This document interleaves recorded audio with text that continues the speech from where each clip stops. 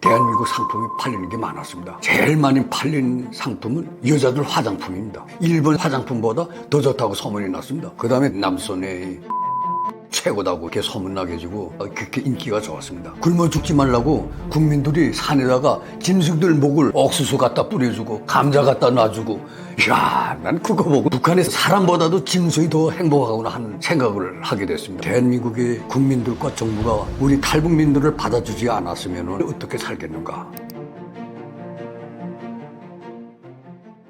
중국에 비교하면 북한은 거지, 대한민국에 비교하면 중국은 거지. 북한에서 이런 소문이 퍼진다고 하는데 출처가 어떻게 되나요?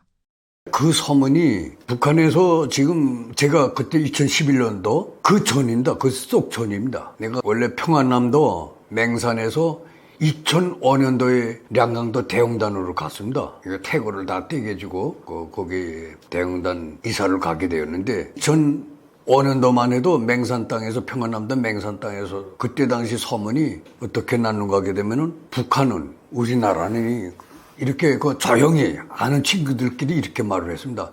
야, 우리나라는 이 중국에 하고 우리나라하고 대비해 보면은 우리 북조선은, 우리나라는 고지대, 고지. 중국이 그렇게 잘 산대, 우리나라보다. 이렇게 소문이 났고, 또 그러면서 또 중국은 전 남조선하고 대비하게 되면은 중국이 고지대. 그러니까 남조선이 얼마나 잘 사는가 보라. 우리는 중국하고 대비하게 되면은 우리가 고지고, 또 중국은 저렇게 잘 사는데 중국은 또 남조선하고 대비하게 되면은 중국이 고지대. 이런 소문이 났습니다. 2005년도에. 그리고 거기서 제가 2005년도에 대웅단을, 맹산을 떠서 량강도 대웅단에 가서 5년을 살다가 2011년도에 북한을 탈북하게 되었습니다. 량강도 대웅단에서 5년밖에 못 살았습니다. 그런데 그때 당시 그렇게 중국과 북한과 대비하고, 중국과 대한민국하고 대비하면서 이렇게 고지라는 거, 북한은. 중국도 고지고 북한도 고지라는 거 대비하면서 제일 잘 사는 나라는 남조선이라는 거. 그 소문이 조용히 쭉 알 사람들은 많이 알고 있습니다. 그런 소문이, 그 소문이 쭉 퍼지고 있었습니다. 그리고 또 그것을 또 제가 알게 된 것은, 더 인정하게 된 것은, 북한에서 시장하게 되면 제일 큰 시장이 평성시장, 그 다음에 청진시의 수남시장, 그 다음에 신의주 시장, 그 다음에 해산시장. 이 북한에서 시장이 제일, 장마당이 제일 크다 하고 소문난 거는 이렇게 한 4-5개밖에 안 됩니다. 근데 북한에서 제일 큰 시장은 평성시장인데, 평성시장이 정말 큽니다. 평성시장은 왜 큰가 하게 되면은, 서해안에서 들어오는 중국 상품, 신의주에서 들어오는 상품이 평성으로 다 거쳐 지나가야 됩니다. 그리고 또 평성시가 평양시하고 대단히 가깝습니다. 거기서 인접이니까 평성시 중심에서 평양시, 평성역에서 평양역까지가 거리가 60리인가 70리밖에 안 됩니다. 거리가. 그런데 장마당이 제일 큰 원인은 서해안, 신의주 쪽에서 들어온 중국 상품 평성을 다 거치고, 또 자강도, 만포 그쪽에서 중국 상품이 들어오는 게 평성을 또 다 거치게 됩니다. 그리고 동해안선, 해령이나 해산, 무산, 총진, 이쪽 동해안선의 시장 중국 상품들이 평성을 또 다 거치게 됩니다. 그렇기 때문에 평성시장은 북한의 서해와 중부, 동해 이 중국 상품들이 평성에 다 모이게 됩니다. 그래서 평성시장이 이렇게 큽니다. 그때 그 평성시장에서만 가도 대한민국 상품이 팔리는 게 많았습니다. 평성시장에서 그때 제일 많이 팔린 상품은 여자들 화장품입니다. 대한민국 화장품은 그때 당시 북한에는 아예 일본 상품, 화장품보다 더 좋다고 소문이 났습니다. 돈이 없어서 여자들이 대한민국 그 화장품을 못 샀지, 돈 있는, 잘 살고 좀 간부쯤 되는 그 집 부인들은 대한민국 화장품을 많이 샀습니다. 근데 그 화장품은 비밀리에 팔았죠. 내놓고 못 팝니다, 대한민국 상품은. 그 다음에 두 번째가 전기밥가마, 밥솥. 남손의 전기밥가마 최고다고 이렇게 소문나게 해주고, 전기밥가마에서 밥이 다 됐습니다, 말도 하고, 이렇게 알려까지 준다고 하면서 전기밥가마가 그렇게 인기가 좋았습니다. 그리고 옷들이 또 소문이 났습니다. 옷은 그때 내가 평성시장에만 가도 남쪽 이 대한민국 옷을 파는 거 봤습니다. 제가 직접. 사는 사람을 봤고 파는 사람도 직접 봤습니다. 옆에서. 근데 그 평성시장에서만 뿐만 아니라 수남시장, 뭐 신우주시장, 해산시장 모든 시장들은 대한민국 상품을 내놓고 절대 못 팝니다. 그건 남선 상품 팔다가 걸리면은 특히 보이부가 이 상품을 어디서 구매했는가, 어느 통로로 칸으로 들어왔는가 이걸 꼬집꼬집 캐묻습니다. 그 출로를 찾기 위해서. 그렇기 때문에 또 그거 또 상품을 팔다가 잡히면은 그 상품 일체 회수당하고 거기다 뭐 교화도 보내고 노동 다른 데도 보내고 법적 제재를 엄청 없이 가해집니다. 그렇기 때문에 대한민국 상품은 화장품이건 전기밥값이건 옷이건 일체 내놓고 팔질 못합니다. 대한민국 라면도 내놓고 못 팝니다. 그건 라면에 그 주소 다 써있고 한글로 다 돼 있지 않습니까? 그거 팔다 그런 거 라면 한 봉지라도 팔다 걸리면은 큰일 납니다. 그런 상태에서 옷을 파는 걸 봤는데 평성시장에서 옷을 파는 거 봤는데 옷을 위에 내놓은 상품 거기다 못 내놓고 이 밑에다 다 보자기에 싸서 가려 넣습니다. 그리고 대한민국 상품을 사러 온 분이 저 아래 동네 남서선, 그때는 남서선이라고 안 합니다. 저 아래 동네 상품 있어요? 하면 예 있어요. 옷이 있어요? 예 있어요. 하게 되면 그거 하나 좀 삽시다. 어떤 거를 사시려고요? 그래서 오라고 합니다. 상품 그 매대 뒤로 와서 여기인데 이거 걸으세요 해요. 그럼 그분이 살 사람이 와서 쭉 골라보고 이거 살게요 하고 딱 자기 마음에 드는 거 뽑습니다. 딱 들면은 그 다음엔 보니까 시장에서 판매하는 사람들이 대한민국 그 옷 요 안에 상표가 있지 않습니까? 하얀 천에 그 상표를 가위로 사선으로 다 잘랐더란 말입니다. 다 각이하게. 이렇게 잘라서 상표는 개주고 있습니다. 자른 상표는 버리지 않고 개주고 있습니다. 가지고 있는데, 그리고 내가 예를 들어서 그 대한민국 그때 그 여자분이 대한민국의 겨울철 외투, 모직 외투, 그 다음에 뭐 낙타털 외투라던가 그런 것도 있더란 말입니다. 근데 그 여자가 이거 하얀 거 모직인데 외투인데 그걸 사갔다고 하더란 말입니다. 완전히 뭐 흰눈처럼 하얀 그 외투인데 모직 외투인데 사갔다고 하니까니 그 여자가 요만 과글 하나 딱 열더니 거기서 그 상표를 딱 꺼내는데 상표가 좀 요만합니다. 요 손가락 같은 건데 자 요거 대한민국 상품 맞아요 하고 그 상표 자른 거를 딱 갖다 대니까니 딱 각도가 맞고 거기에 대한민국 명칭이 있더란 말입니다. 그렇게 대한민국 의류나 상품은 모든 것을 다 떼던가 잘라서 보관하고 상품 사려온 사람한테 팔 때는 딱 뗀 거 상표를 딱 붙여서 확인을 해주고 딱 팔더란 말입니다. 그래서 그때 보고서 옷을 하나 보고도 옷이 얼마나 고급스럽고 멋있던지 정말이 그렇게 대한민국의 상품에 대해서는 그렇게 북한 사람들이 인정을 했으며 또 비밀리에 팔고 비밀리에 사고 그랬습니다. 그렇게 북한 당국 정부는 대한민국을 개혁을 합니다. 저거 쏘꺼병든 자본주의 사회 개 같은 세상이라고 욕을 합니다. 그렇게 욕을 하지만은 북한 내부는 그렇지 않습니다. 대한민국의 발전 도상을 잘 압니다. 그리고 나는 지금도 김정은이 한테 하고픈 말은 뭔가 하게 되면 북조선 김정은이 대한민국을 쏟고 병든 자본주의 사회라고 개 같은 세상이라고 욕하지 말고 너 이거 대한민국에 쏟고 병든 개 같은 세상을 처럼 좀 만들라. 전 이렇게 말을 합니다. 야, 대한민국의 개가 얼마나 행복한지 아니? 개가 유모차를 타고 다니지. 승용차를 타고 다니지, 개가 병원에 다니지, 개 백화점에 있지, 개가 죽으면 장례식까지 해주더란 말입니다. 아니, 북한은요, 주먹만한 강아지 죽은 거 그거 목질 못해서, 호롤됐는데, 이 대한민국 개가 병원에 다니고, 개 백화점이 있고, 개 호텔이 있지 않나, 개가 죽으면은 또 장례식을 해주지 않나, 이런 나라를 개 같은 세상이라고 욕을 하니, 너 그러지 개 같은 세상으로 욕을 하지 말고 개 같은 세상으로 만들라. 저는 이렇게 말을 합니다.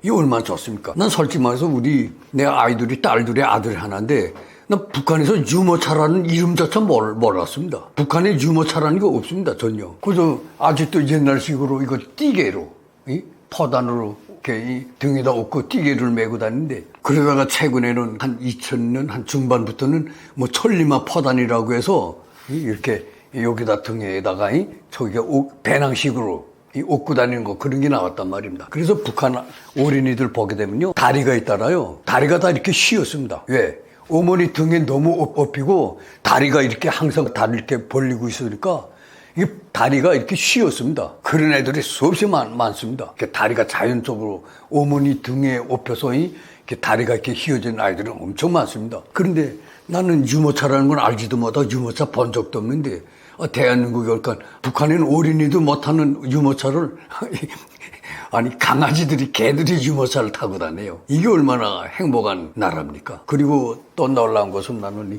북한의 사람들이 먹을 게 없어서 굶어 죽는데 아니 대한민국에 내 2011년도 겨울이에요. 첫 겨울. 그러니까 이 12년도죠. 2012년도. 겨울에 글쎄 이 추운 겨울날에 산의 짐승들 굶어 죽지 말라고 아니 비행기로 저 국민들이 산에다가 짐승들 목을 옥수수 갖다 뿌려주고 감자 갖다 놔주고 이야 난 그거 보고 이 대한민국의 이 짐승은 북한의 인권 사람보다도 짐승이 더 행복하구나 하는 생각을 하게 됐습니다. 산에 갖다 놓아주는 거 보고 정말이 놀랐습니다. 이야 이게 참 북한은 정말 북한의 인민들을 진짜 노예며 짐승만도 못합니다. 산짐승만도 못합니다. 대한민국 짐승만도 못합니다.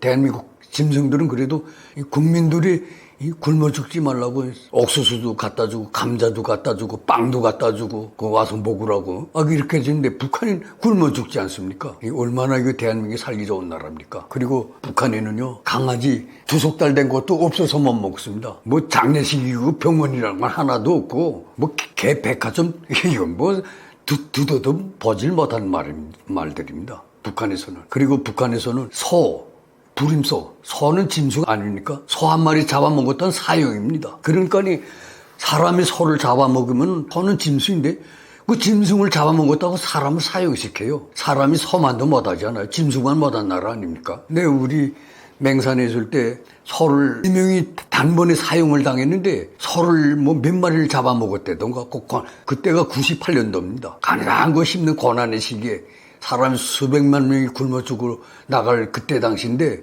그 소를 잡아먹었다고 4명을 단번에 사형을 시키는데 그것도 군중심판 수백 명 맹산 우배에서 사형을 시키는데 맹산 우배 학생이고 자전거 인민학교 초등학교 중학교 고등학교 그다음 전문학교 맹산 전문학교밖에 없었으니까 그다음에 공장 기업소 노동자들 그다음에 협동농장 농장원들 그래서 원군을 다 모이게 합니다. 리에서 우배에서 그렇게 먼 데는 한 7, 80리씩 되는데 그 농장에는 차가 딱 화물차 2톤, 2톤 반짜리 승리 오팔이라고 그거 한 대밖에 없습니다. 그 승리 오팔에 사람이 타야 한 20명 타갔나? 그 차로 한 20명씩 그 농장에 다는 보니까 못 오니까 한 20명이라도 그거 다 태워서 차로 그 사형장이 다 끌어옵니다. 다 불러옵니다. 그렇게 해서 사형시키는 것을 구경을 시킵니다. 저기 나라입니까? 사람이 소를 잡아먹었다고 사람이 굶어 나가 죽는 판에 사람이 소를 잡아먹었다고 사람을 사형시키는 게 저기 나라입니까? 그러니까 북한의 인민들이야 저거 짐승만도 못한 나라 인민들이지요. 정말 노예들입니다. 그러나 대한민국은 또 짐승 얼마나 사랑하고 또 짐승보호법이 또 있고 참이 저 북한은 난 저거 세상에 독재 국가들도 많은데 저 북한 같은 독재 나라는 없는 것 같습니다. 정말 세계 최악의 독재 국가입니다. 참이 난 지금도 생각하게 되면 이 북한 친구들이 좀 많습니다. 맹산에도 있고 대흥단에도 있고 북창 독천에도 있고 평성에도 있고 평양에도 있고 제 아는 친구들이 많은데 그 친구들을 진짜 한 번이 만나거나 친구들이 내 이 방송을 듣는다면 너희도 빨리 오라. 소가 살지 말고 너희처럼 살지 말고 진짜 이 대한민국은 천국이다. 진짜 세상에서 제일 행복한 나라는 대한민국이다. 너희도 빨리 오라고 호소하고 싶습니다. 정말 저 북한은 지금 막 북한을 생각하게 되면 막 치가 떨립니다. 제가 57년을 살고 내 고향이 북한이지만은 막 치가 떨립니다. 저 북한을 생각하기는 북한 인민들을 생각하면은 저거 노예들 저 불쌍하고 정부를 생각하게 되면 치가 떨립니다. 치가. 탈북한 지 15년이 지나셨는데도 여전히 대한민국에 있는 것이 행복하다고 느껴지고 북한을 생각하면 치가 떨리시나요? 날이 가면 갈수록 더 대한민국의 고마움과 감사함이 더 높아지고 행복한 감이 더 높아집니다. 떨어지는 게 아닙니다. 대한민국의 그 국지감을 더 높아지고 북한의 저 빨리 멸망하기를 바라는 마음은 더 높아집니다. 지금도 아직도 어떤 생각이 드는가? 아직도 저거 북한 고향 생각을 많이 하게 됩니다. 북한에 가고 싶은 생각도 있고 저렇게 북한에서 천대받고 굶주리고 멸시받았지만은 북한에 대한 그림은 점점 날이 갈수록 더 높아집니다. 가고 싶고 친구들 보고 싶고 지금 친구들 죽지 않고 어떻게 사는지 알고도 싶고 북한에 대한 생각을 할 때면은 그리고 내가 북한에서 천대받고 억압받고 천대받던 그 멸시받던 그때를 생각하게 되면은 눈물이 납니다. 그리고 또 그리움, 북한에 가고 싶은 생각에 친구들 그리움에 눈물이 나고 그렇습니다. 그러나 나는 북한 정부는 분노가 솟구칩니다. 그러나 북한의 인민들을 생각하고 너희들을 생각할 때면 눈물이 납니다. 나는 세상에 저는 북한에서 행복이라는 걸 몰랐습니다. 북한 전체가 노예입니다. 근데 노예가 두 가지 노예가 있습니다. 하나의 노예는 성분 토대가 좋은 김일성이나 김정일이한테 사랑받는 노예. 이 사랑받는 노예가 있고 나같이 성분 토대가 나쁜 사람들은 개천대와 멸시를 받는 천대를 받는 노예. 사랑받는 노예와 천대를 받는 노예. 이 두 가지 노예가 있습니다. 이 성분 토대를 가지고. 저는 북한에서 진짜 천대받는 멸시와 천대만 받고 자란 그 노예입니다. 그런데도 이렇게 북한에서 그렇게 천대받고 살아서도 아직도 북한에 가고픈 생각은 간절합니다. 그래서 저는 지금 생각하게 되면은 내 북한에서 정말 많이 울었습니다. 너무 억울하고 해볼 데가 없어서 그 천대 속에 멸시 속에 억압 속에 정말 거의 모든 주인공을 다 씌워서 그 어디에 해볼 데가 있고 상수할 데가 있습니까? 그게 너무 분통하게 해서 눈물을 흘릴 때가 많았는데 그런데 대한민국에 와서는 또 너무 감사하고 행복하고 고마워서 눈물이 나옵니다. 나는 지금 생각하게 되면 대한민국의 국민들과 정부가 우리 탈북민들을 받아주지 않았으면 우리 탈북민들이 어떻게 살겠는가 이것을 생각하게 됩니다. 대한민국 정부와 대한민국 국민들이 우리를 받아주지 않았으면 우리는 북한을 탈출한 탈북민들은 모두가 중국 땅에서 다른 나라 해외에서 집이 없고 국적이 없고 나라가 없고 가정이 없이 숨어 사는 진짜 세계 국제적인 노숙자, 북한을 말하면 세계 국제 꽃제비가 되수시라고 생각됩니다. 그러나 대한민국 국민들이 정부가 우리를 탈북민들을 따뜻히 안아주고 받아주었기 때문에 정말 우리가 지금 이게 행복한 생활을 하고 있지 않습니까? 이것이 정말 감사하고 고마워서 눈물을 흘립니다. 정말 행복해서 눈물이 저절로 나옵니다. 그래서 나는 눈물의 종류가 이렇게 많은 줄은 몰랐습니다. 나는 슬퍼서 북한에서는 울어봤지만은 이렇게 행복해서 또 행복하면은 웃음이 나올 줄 알았는데 행복하면은 이렇게 눈물이 나오리라고는 생각을 못 해봤습니다. 사람이 행복을 느끼니까 행복할 때도 눈물이 나온다는 게 대한민국에 와서야 알게 되었습니다. 그런데 1950년도에 내려온 실향민들 그분들을 생각해 보면은 그 실향민들은 얼마나 기나긴 세월을 가슴 아프게 눈물을 흘리며 살았을까 하는 생각이 듭니다. 그분들은 지금 최소 70년, 80년 그 통일을 기다리고 북한의 부모 형제를 기다리고 고향을 그리며 한 생을 고향 생각, 부모 생각, 형제 생각, 친구들 생각하면서 지금 한 생을 이렇게 살지 않았습니까? 그분들이야 오죽했겠습니까? 실향민들 그분들에 비하면요 저는 정말이 이 그리움의 북한에 대한 생각이 얼마 짧았지요. 내가 그 오도청에 나가보면은 맹산군에 50년대에 내려오신 분들이 최고 나이가 94세가 있습니다. 90세. 85세 이렇게 된 분들은 그저 아직도 그분들을 만나면은 고향에 대해서 그럼 만날 적마다 묻습니다. 맹산의 잡바위가 어떻니? 초릉령산이 지금 어떻지? 노랑봉이 어떻지? 맹산의 흑송림이 아직 있니? 그다음 맹산 강의 흑탁소 그 흑탁소는 물이 깊은 곳 소라고 하는데 흑탁소가 있니? 어느 국수집이 아직 살아있니? 그 80년이 된데도 아직 고향에 대한 그림을 잊지 않고 고향의 그 특이한 점들은 아직도 다 기억을 하고 계시고 있습니다. 그분들은 그저 아직도 고향에 가고픈 생각, 고향에 대한 그리움, 부모님 돌아가신 부모님들에게 이제라도 가서 술 한잔 붓고 싶다는 그 심정뿐입니다. 그분들은 진짜 이 대한민국에 와서 행복한 생활을 하지만은 이 고향에 대한 그리움, 친구에 대한 그리움, 형제에 대한 그리움, 부모님에 대한 그리움, 그 눈물 속에 살고 있더란 말입니다. 그분들을 참 생각하면은 저도 빨리 통일이 됐으면 좋겠습니다. 하루빨리 통일이 돼서 저렇게 천대받고 못 살았지만은 고향에 가서 고향 땅 산천도 보고 고향 땅도 밟아보고 친구들도 만나보고 좀 한번 그럴 날이 꼭 하루빨리 왔으면 좋겠습니다. 태국에서 대한민국으로 입국하신 걸로 알고 있습니다. 탈북 루트 과정이 쉽지는 않았을 것으로 생각되는데요. 그 과정과 브로커가 태국을 선택한 이유는 무엇일까요? 그때 제가 연길에서 한 달을 있었습니다.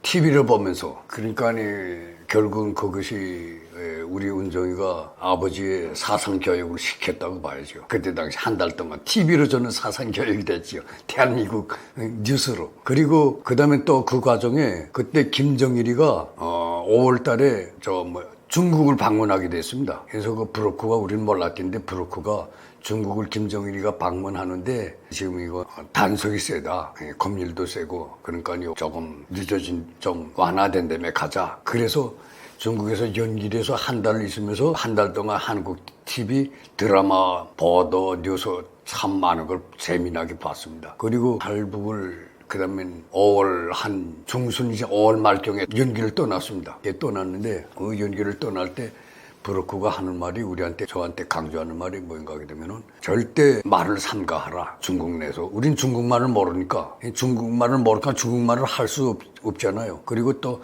북한말을 하게 되면 우리가 의심을 받게 된단 말입니다. 말을 절대 하지 말라는 거 당부하고 그다음 중국 경찰에 절대 잡히지 말라는 거. 중국 중국 공안은 잡으면 우리를 북송시키기 때문에 중국 공안에 절대 잡히면 안 된다는 거. 북한으로 다시 끌려나간다는 거, 그걸 강조해 주시고, 그 다음에 태국에 도착하는데, 우리가 마지막으로 태국에서, 대한민국으로 비행기를 타고 간다. 그런데 태국에 가서는 경찰을 찾아가라. 태국 경찰을 찾아가라고 합니다. 태국 경찰은 우리 탈북민들을 보호해주고, 국제법에 따라서 큰 나라로 보내주니까, 태국에 가서는 경찰을 피하지 말고 경찰서를 찾아가라. 이렇게 알려주더란 말입니다. 그래서 저는 알겠다고. 그리고 그다음에 연길을 떠났습니다. 연길을 떠날 때는 우리 4명이 떠났습니다. 거기서 우리 대한민국 브로커는 우리는 딱 연길까지 데려다 주고 그다음 대한민국 브로커는 보질 못했습니다. 그다음에 연길에서부터는 중국 조선족인지 중국 사람인지는 모르는데 중국 사람들이 우리를 브로커로 맞더란 말입니다. 그래서 연길에서 심양까지 시속 그때 버스 시속 보니까 100km입니다. 100km로 10시간을 달리더란 말입니다. 신양에 왔죠. 거기에 또 신양 오니까 탈북민이 또 4명이 있더란 말입니다. 그래서 또 8명이 됐죠. 신양에서. 그래서 심양시에서 하룻밤 자고 그 다음에 심양에서 베이징으로 버스로 출발했는데 버스를 타고 베이징 또 역시 10시간 옵니다. 심양에서. 그래서 10시간을 오는데 그것도 시속 100km로 베이징에 도착하니까 그때 베이징에서 늙은명이 또 있더란 말입니다. 탈북민이. 그래서 우리 일행이 15명이 됐습니다. 그래서 베이징에서 이틀인가 쉬고 그 다음엔 다시 버스로 탔는데 지금 생각하면은 중국의 버스 터미널이죠. 버스 고속터미널. 거기에 갔는데 우리를 15명을 버스 2대다 갈라태우더란 말입니다. 그러면서 거기서 그런데 그때 당시 북한 탈북민들이 중국에서 오래 산 사람들은 중국말을 잘합니다. 다 알고 중국말도 잘하고. 그래서 그분들이 좀 섞어서 우리 이쪽 버스에 7명, 이쪽에 또 8명 이렇게 해서 갈라서 버스 2대를 타고 오는데 이야 그때 올 때 버스를 보니까 버스에 기사가 2명입니다. 그 버스는 쉬질 않습니다. 3일 동안 우리 그때 윤난성, 쿤밍시로 건명물에서 왔는데 그때 오는데 버스가 3일을 오는데 중국 땅이 넓긴 넓더만요. 그때 보니까 크기도 크고 한 번도 쉬지 않습니다. 버스가 서지 않습니다. 운전수가 졸음하면 또 교대에서 또 운전하다 또 졸음이 오면 또 좀 쉬시는 운전수가 또 다시 또 교대에서 운전을 하면서 오고 그 다음에 올 때는 우리 앞으로는 승용차 한 대가 달리더란 말입니다. 근데 그건 우리가 모르죠. 근데 어느 승용차인지도 모르는데 자세한 앞으로 그 차가 한 대 먼저 나가면서 그 앞에 거의 정황을 다 통보해 주더란 말입니다. 사실은 버스 기사도 부럽습니다. 그분들도 다. 그래서 버스 나가면서 앞에 상황을 통보해주면은 버스 기사한테 통보해주면은 버스 기사가 그러니까 앞에 검열 단속 초소가 있는가 없는가 이것을 기본으로 해서 앞에 차가 먼저 나가면서 상황을 살피면서 다 전달해주고 그런데 우리가 건명시에 거기 갔을 때 그 버스로 3일을 갔습니다. 건명시까지. 3일을 갔는데 거기 가니까 거기에 브로커가 또 진짜 브로커가 있더란 말입니다. 우린 그 브로커가 누군지도 몰랐던데 건명에 가니까 여자분이 조용히 내리라고 딱 한 사람한테 딱 찍어주니까 우리 북한 사람 다 통하니까 내리라. 그래서 우리 다 내렸단 말입니다. 그리고 보니까 또 우리 뒤에 버스가 또 거기 와서 또 다 내리더란 말입니다. 내리고 그다음에 그 한 1000m 정도 걸은 것 같습니다. 우리 일행이. 그때 그 15명이 쫙 걸어서 둘러서 가는데 가니까 버스 그 2대가 또 있더란 말입니다. 거기에. 그래서 그 버스를 타는데 그 구간이 바로 검문초소가 있었단 말입니다. 그러니까 버스를 세워서 우리 탈북민들은 다 내려서 우리는 검문초소를 피해서 돌아서 가고 그리고 진짜 중국 분들은 내리지도 않고 그렇게 해서 또 버스를 타고 가서 건명시에 도착했는데 건명시에서 우리는 그때 15명이 각기 승용차가 그때 5대인가 왔습니다. 승용차로 다시 태우더란 말입니다. 그래서 다시 태워서 뭐 어느 지점인지는 모르겠는데 거기 오니까 그게 아마 라오스 국경인 것 같습니다. 거기서부터 산발을 타고 그 다음에 그 숲속으로 해서 숨어서 한 2시간 동안 그렇게 왔습니다. 와서 그다음 도착한 것이 메콩강에 도착했습니다. 메콩강에서 그다음에 우리 쪽배, 이 하얀 배가 시속이 얼마나 빠른지 한 7, 80km씩 나가는 것 같습니다. 시속이. 엔진 배인데. 근데 그 배 딱 7명씩 딱 갈라태우더란 말입니다. 그래서 배가 그 중심을 잡게끔 딱 2명, 2줄로 딱 앉혀서 그다음 배로 그다음에 우리 태국까지 도착해서 그 배가 태국 배가 아닙니다. 근데 태국 배가 아니다 나니까니 태국 강기술기는 가질 못하고 우리를 어느 한 섬에다가 내려놓으면서 메콩강이 우리 한강에 한 3배 좀 넓은 것 같습니다. 메콩강이 태국에는 그렇게 넓은 강에 어느 한 섬에 내렸더니 저쪽으로 가라고 저기 태국으로 알려주더란 말입니다. 그래서 그다음 그 섬에서 그 제일 가까운 육지까지 제일 가까운 섬에서 그다음 우리 그 물로 그때 그 15명이 우리 그 8명은 그건 어디로 왔는지 모르고 배 2배 넣어놔 탔으니까 그러니까 우리 7명은 그 섬에서 내려서 그 강물 한 200m 물 속으로 헤엄쳐서 건너왔는데 헤엄 안 쳐도 됩니다. 걸어서 올 수 있는 강인데 그 깊이는. 그래서 거기서 태국에 왔는데 태국 땅에 들었었지요. 그 다음에, 이거 태국에 이거 어딜 가야 되는지 알아야지, 우리가. 모른단 말입니다. 그래서 우린 지금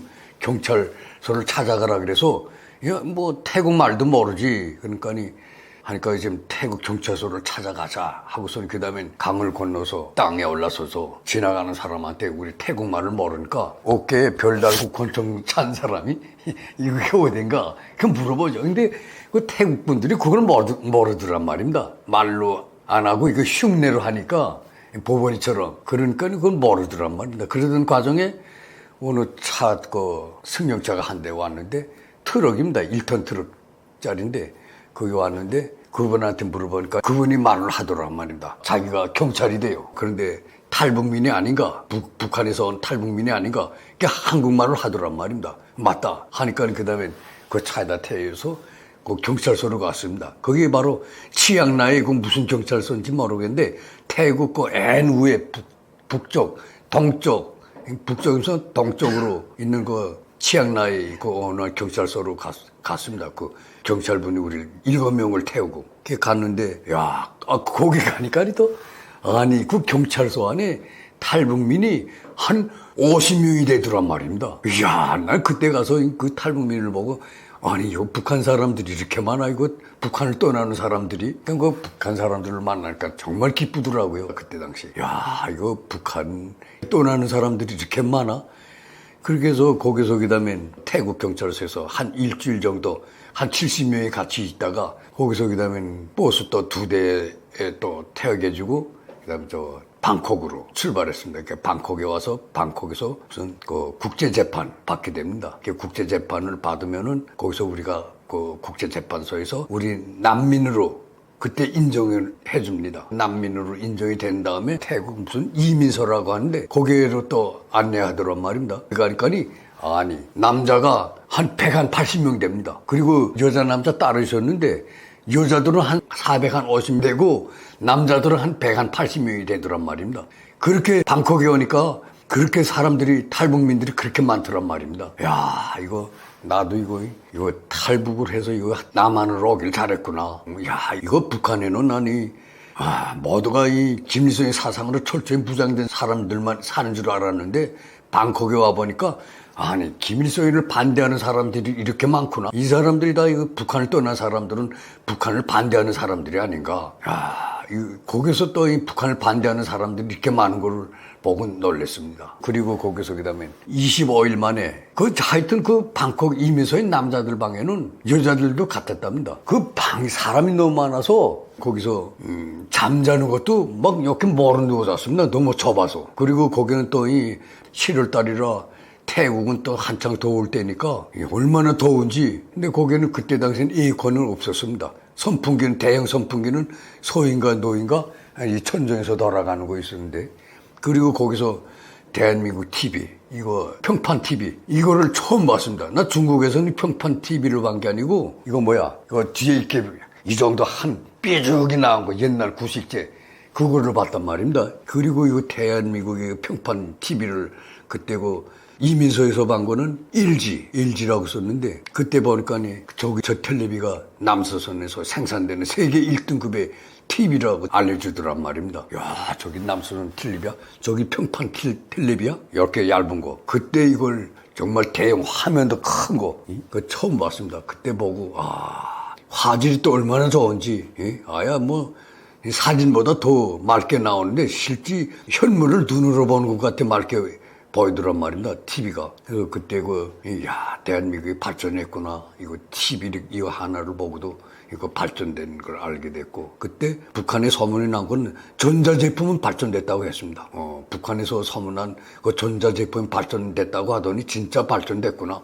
일본보다 발전됐다고 소문은 났습니다. 북한 내부에. 그 소문을 듣고 방콕 가서 우리 대한민국 TV 처음으로 보다 나니까 대한민국이 진짜 전자제품이 발전했네 하는 걸 알게 됐습니다. 그리고 거기서 25일 만에 방콕 비행장에서 비행기를 타고 7월 1일 날 인천공항에 입국하였습니다. 근데 저는 그때 태국에서 빨리 왜 대한민국으로 오고프든지, 그땐 방콕에 와서야 북한이 부르는 남서선이 아니라 국가의 호칭이 대한민국이라는 걸 알았습니다. 태국에 와서야. 북한에서만 남서선이라고 하지 진짜 국호는 대한민국이라는 걸 알게 되었고, 북한은 조선민주주의 인민공화국, 대한민국은 자유대한민국, 이것을 알게 되었습니다. 북한에서는 한국을 거지 천국이라고 선전하는데 인천공항의 첫 느낌은 어떠셨나요?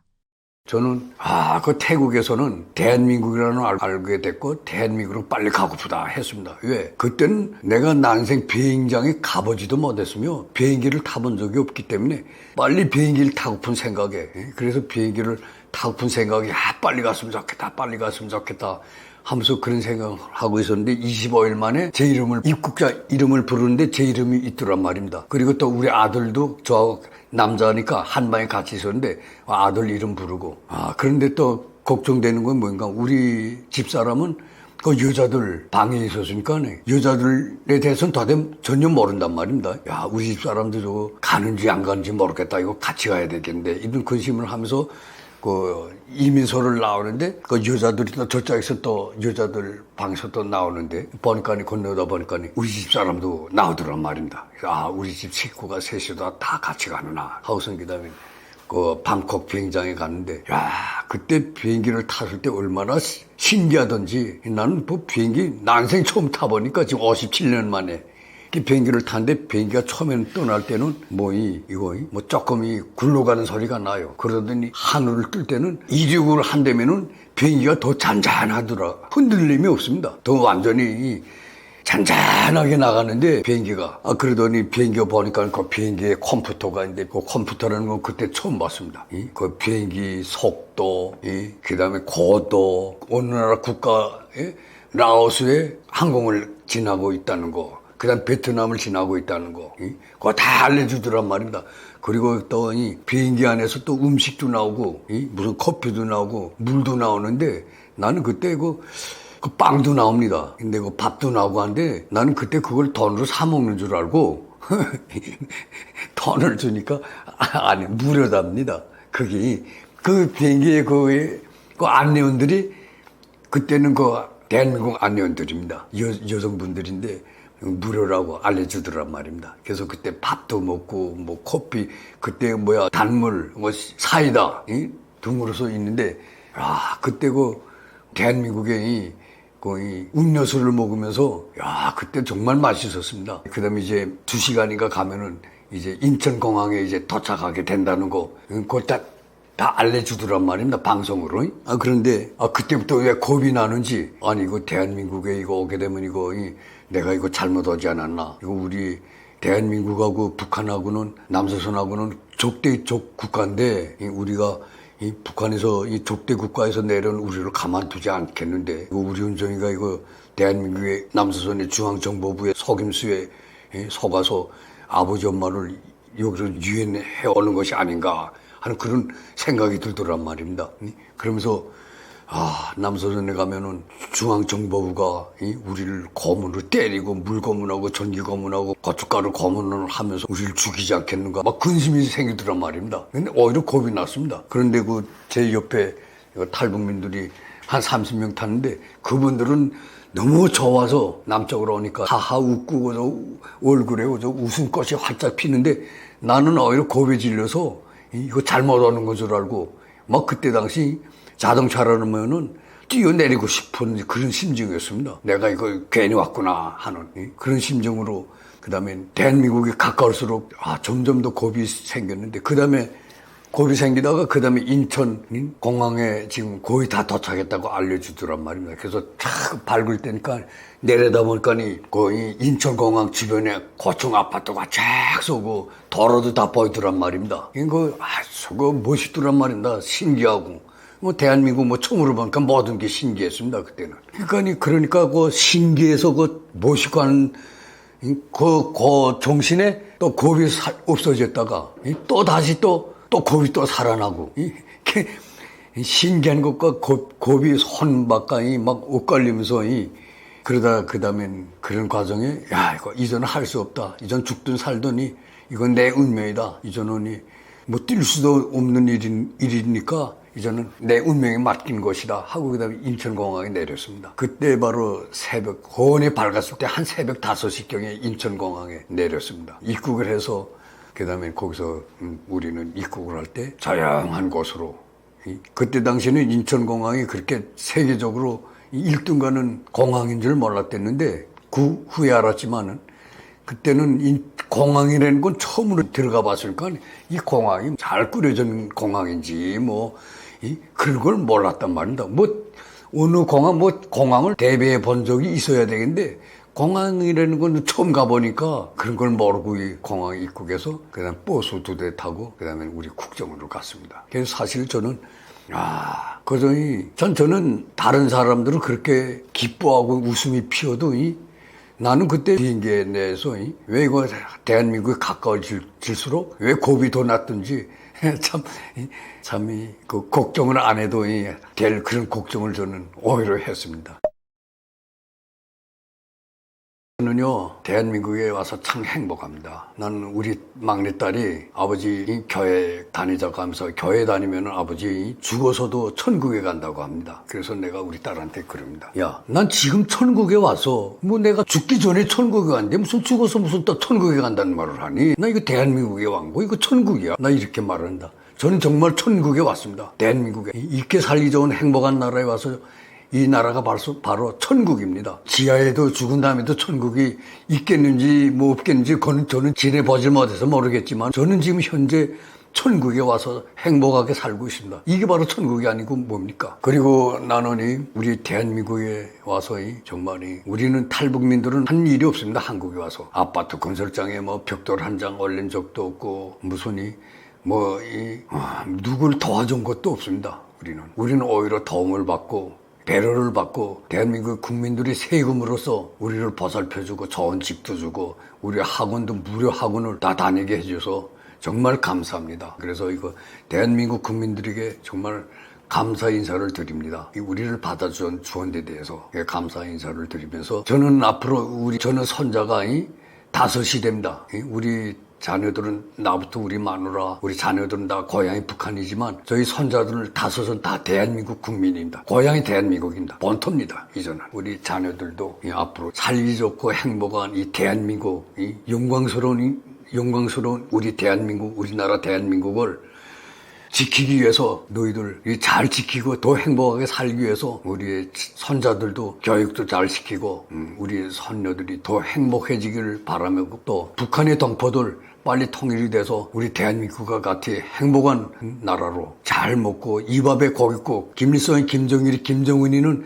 이 밥에 고깃국을 먹인다고 80년 동안 거짓말을 했는데 실제 통일이 되면은 돼지 고깃국에 이밥에 고깃국에 고래등 같은 기와집 김일성이가 이밥에 고깃국 그다음에 집은 고래등 같은 기와집에 옷은 비단 옷을 입히겠다고 했습니다. 그런데 이 3가지 중에 하나도 실행된 게 없습니다. 오히려 굶어 죽어 나가고 있습니다. 이밥에 고깃국커녕 지금 사람이 굶어 죽어 나가고 있는데 북한의 인민들도 빨리 이밥에 고깃국을 먹고 진짜 김일성이가 말하던 고래등 같은 기와집이 아니라 그 고래등 같은 기와집보다 더 좋은 현대식인 아파트에서 좋은 집에서 살고 비단 옷보다 더 좋은 옷을 입고 행복하게 자가용 승용차를 타고 여권을 가지고 비행기를 타고 세계 각국을 관광을 하면서 행복한 나라를 보냈으면 좋겠습니다. 그러기 위해서 하루빨리 통일이 되기를 원합니다.